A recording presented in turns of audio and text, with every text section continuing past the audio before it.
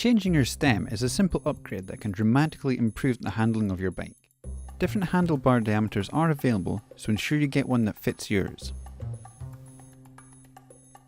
A set of Allen keys are usually the only tools you need to do this job. Start by removing the old stem. Do this by removing the top cap and then undoing the bolts in the stem that hold it to the steerer tube.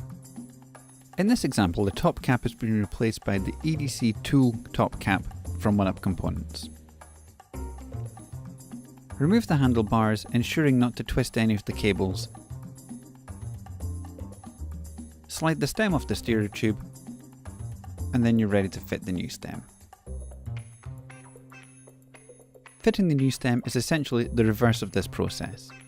Start by removing the faceplate on the new stem. Add or remove any spacers as necessary to achieve the same bar and stem height. Put spacers on top of the stem, ensuring you have 3 to 4 mm proud, and then refit the top cap to preload the headset. Refit the handlebars, but don't fully tighten the faceplate bolts. Adjust the bar roll for your preference. And then measure from the outside of the grips to the side of the stem to ensure that the bars are perfectly centered. Then tighten up the final bolts and torque them up using this pattern to achieve an even pressure on the bar. Finally, check the torque recommended by the manufacturer and properly torque up all of the bolts. Ensure that the bars are properly aligned with the front wheel and repeat the process on the bolts that clamp the stem to the steerer tube.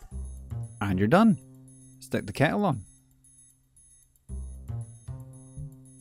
Thanks for watching, and if you like this video, don't forget to subscribe and let us know what stem and bar combo you're running in the comments.